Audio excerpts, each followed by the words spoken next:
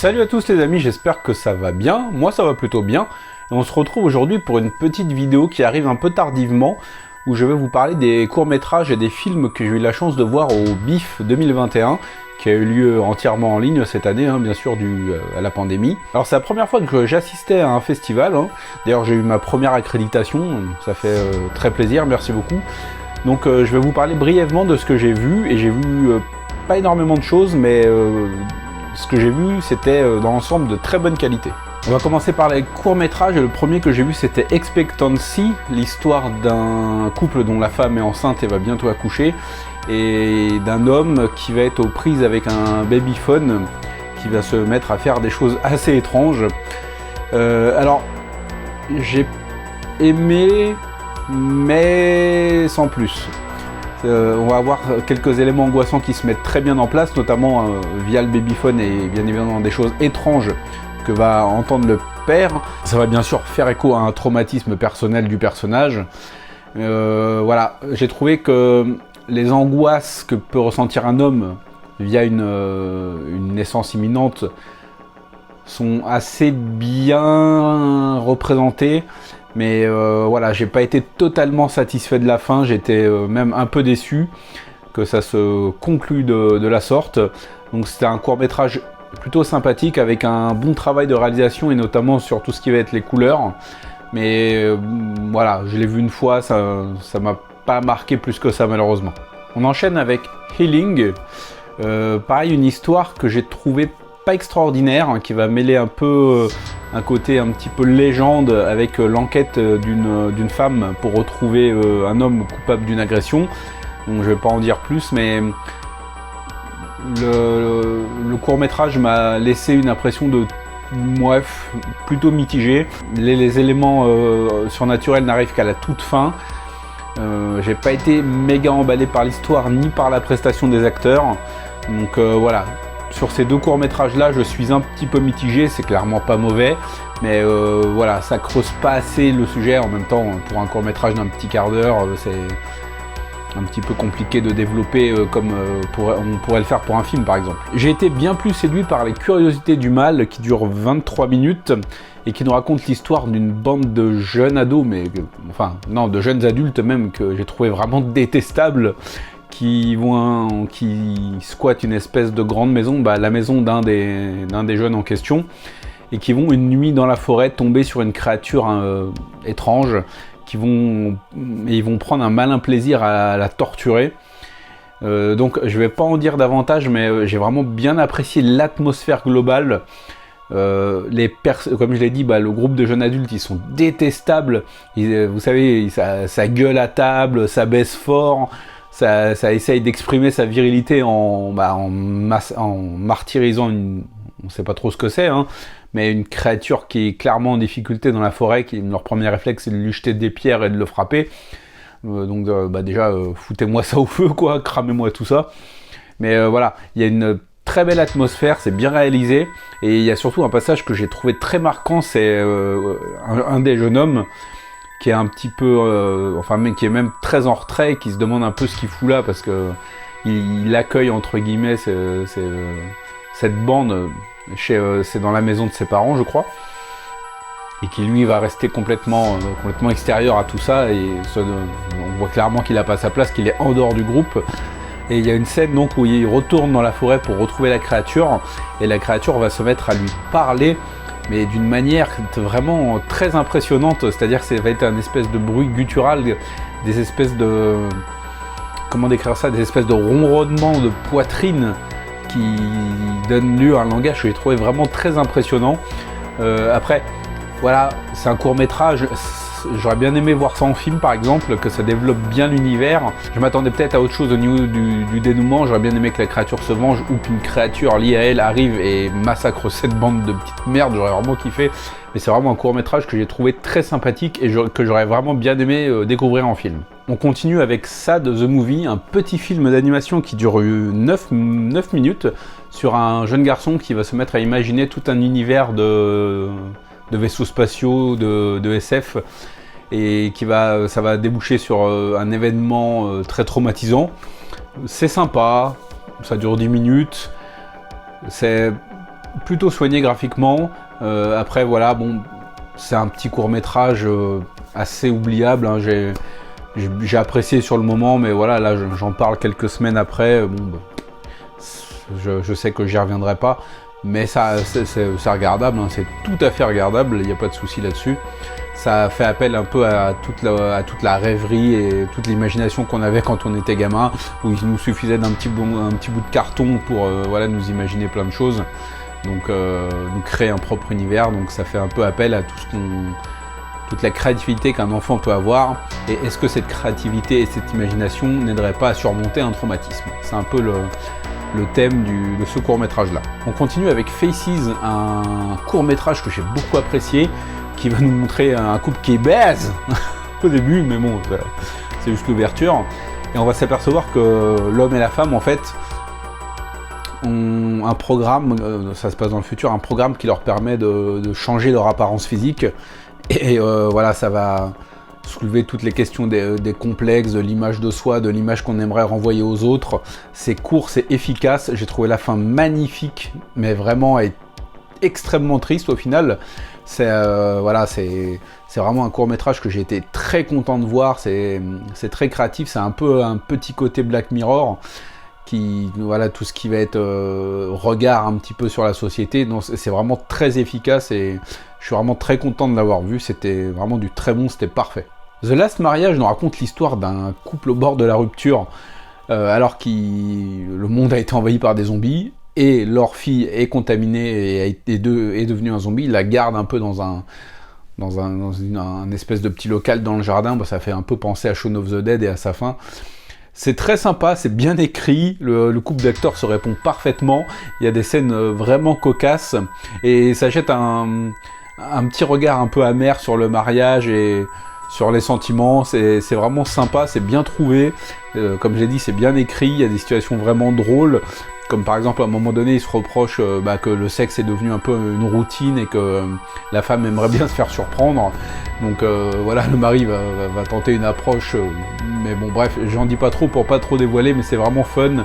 C'est vraiment un petit court-métrage qui est vraiment très sympa, qui est plein d'humour et plein de tendresse aussi, j'ai trouvé. L'avant-dernier court-métrage que j'ai vu, c'est Dana. C'est l'histoire d'une femme qui va échapper à une tentative de viol et d'agression et qui va voilà, devenir une vigilante. C'est bien fait, c'est bien sympa, c'est violent, par moments très violent même, et on s'attache beaucoup à l'héroïne. Au début, je me suis dit que j'étais vraiment à fond dans ce petit univers qui dure un petit quart d'heure ou 20 minutes, je sais plus, et je me suis dit que j'aurais bien aimé voir ça en long métrage encore une fois. Mais quand ça s'est terminé, en fait, je me suis dit que non, c'était parfait, que la fin était parfaite, que ça se suffisait à soi-même. C'est vraiment un très bon petit vigilante. C'est bien réalisé, c'est bien intense, c'est parfait. Et enfin, mon gros coup de cœur, le court-métrage que j'ai préféré et qui a été d'ailleurs récompensé, c'est vraiment, j'ai adoré, je l'ai regardé qu'une fois, je sais pas pourquoi, j'avais la possibilité de me le faire 3-4 fois vu qu'il propose les œuvres jusqu'à une date fixe, mais je l'ai regardé qu'une seule fois parce que la magie a été telle que j'ai voulu rester sur cette impression. Je parle bien sûr de T'es morte Hélène, l'histoire d'un homme qui va vivre avec avec le fantôme de sa compagne qui est décédée dans un accident de voiture, et elle va le suivre partout jusqu'à ce que voilà, les choses se compliquent. C'est un petit bijou, mais vraiment qui va allier humour, parce qu'évidemment le mec parle à un fantôme, donc quand il est dans un lieu public, ça va donner lieu bien évidemment à des situations assez cocasses, hein. Ça va donner lieu aussi à une partie effrayante que j'ai trouvé bien menée et que j'ai trouvé très intelligente le fait que de par sa présence, parce que qui n'a jamais eu envie de revoir un proche décédé, mais n'a jamais appréhendé également ou fait des cauchemars sur le fait que ce proche décédé puisse devenir voilà, l'image qu'on a tous du fantôme, c'est-à-dire d'un esprit qui va essayer de nous faire peur, qui va nous poursuivre et nous hanter. Pour ça, j'ai trouvé vraiment le fait d'inclure cette partie vraiment brillante. C'est vraiment, ça met en aspect tous les aspects de ça met en aspect tous les aspects. Ça met en valeur tous les aspects de cette relation. C'est vraiment super bien trouvé, c'est super bien écrit et c'est également super touchant. Les acteurs sont parfaits, mais vraiment. Et la scène finale, elle est d'une beauté et d'une tristesse qui m'a mis une gifle. J'ai vraiment adoré. Vraiment, ça m'a mis une gifle. La scène finale est d'une beauté et d'une tristesse. Ça m'a pris à la gorge. J'ai vraiment adoré. En fait, c'est pour ça que je l'ai regardé qu'une fois, parce que ça a été un tel choc, un tel plaisir que j'ai voulu rester sur cette impression-là. C'est vraiment un petit bijou. Voilà, je suis admiratif. Pour moi, ça a été le meilleur court-métrage de ce... Bon, j'ai pas tout vu, évidemment, hein, j'ai eu accès qu'à quelques œuvres, mais de ce que j'ai vu, c'est clairement le meilleur. C'est vraiment un petit bijou.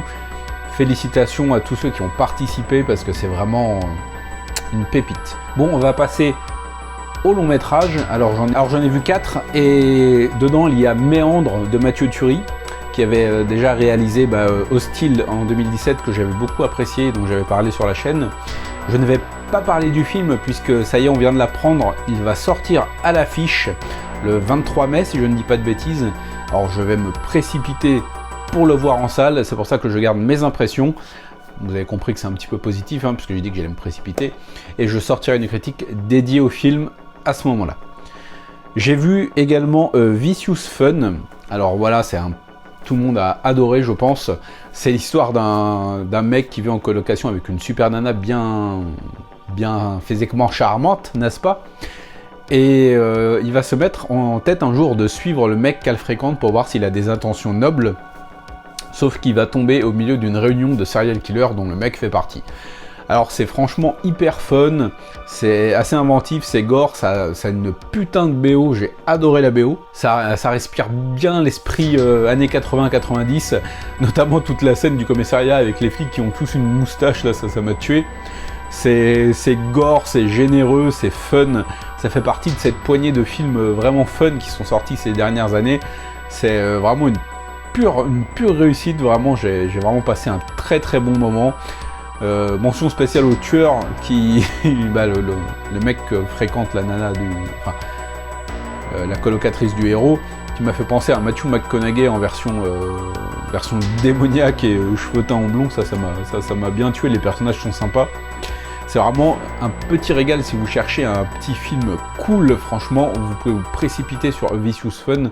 Moi j'ai passé un très bon moment et je sais que beaucoup de gens, ça a été le cas pour beaucoup de gens en fait.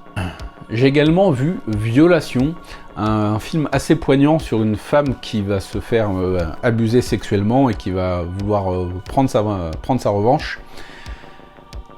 Alors j'ai bien aimé, c'est un film qui est assez dur, évidemment vu le sujet qu'il traite.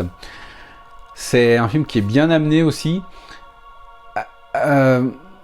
Après j'ai trouvé la partie vengeance, je sais pas, j'ai bien aimé, mais il y a quelque chose qui m'a dérangé sans que vraiment je puisse mettre le doigt dessus. Tout ce qui... c'est... comment dire, elle va se venger donc de son agresseur. Et bon, je vais pas spoiler, mais j'ai trouvé cette partie peut-être un tout petit peu too much, si je peux m'exprimer ainsi. En fait, je crois que j'étais plus passionné par les scènes autres, en fait. Parce que l'héroïne a une sœur avec laquelle elle a des relations pas top. Et j'ai trouvé une scène notamment vers la fin, un échange entre les deux sœurs qui se passe dans une cuisine, j'ai trouvé ça magnifique. Mais vraiment, ça m'a pris à la gorge ce petit dialogue là. C'était vraiment très très réussi.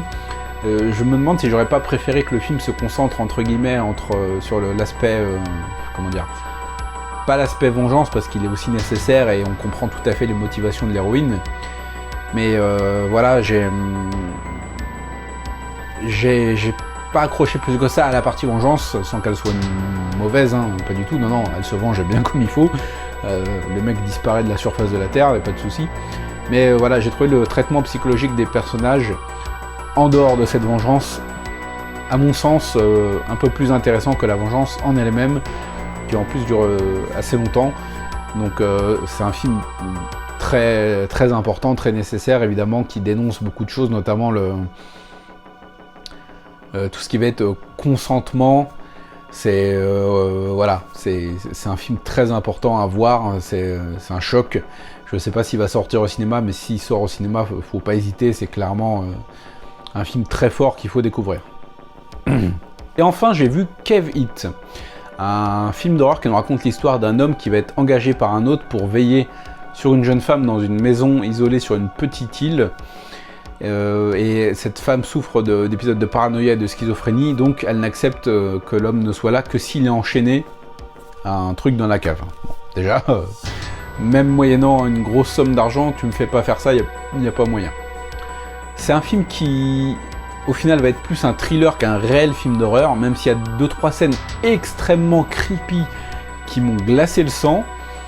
Le film a un déroulement plutôt lent et prend bien son temps pour installer son ambiance. J'ai trouvé les personnages bien travaillés, notamment le héros qui souffre d'amnésie et qui va bien évidemment en apprendre un peu plus sur son passé au cours du film. Techniquement, c'est bien soigné, ça installe une bonne ambiance assez claustrophobique parce que la maison est très angoissante, très creepy. Et il y a 2-3 scènes sur la fin qui sont vraiment, au niveau de la tension, qui sont super bien gérées et qui sont vraiment hyper malaisantes, hyper anxiogènes. Mais c'est plus un film d'ambiance thriller qu'un réel film d'horreur. Mais ça a été une bonne découverte pour ma part, je suis sorti satisfait du film. On a ressenti pas mal d'angoisse et d'appréhension, donc le film a clairement rempli son objectif. Voilà les amis, c'était mon petit débrief sur ce que j'ai vu au BIFF 2021. Je sais pas si certains d'entre vous ont pu voir quelques films. J'ai vu qu'Aurel avait sorti sa vidéo, Aurel Swag. J'ai vu que Wendy avait également fait un petit compte rendu, et bien évidemment Az l'épouvantail aussi. Laura fait genre, il me semble, si je dis pas de bêtises. Donc si vous avez eu quelques films de cette sélection ou quelques courts-métrages, n'hésitez pas à me dire dans les commentaires si vous avez apprécié tout simplement. Et moi je vous dis à la prochaine, on se retrouve très vite pour parler de cinéma asiatique et de cinéma tout court, comme c'est le cas avec cette vidéo. Prenez soin de vous, à la prochaine, ciao.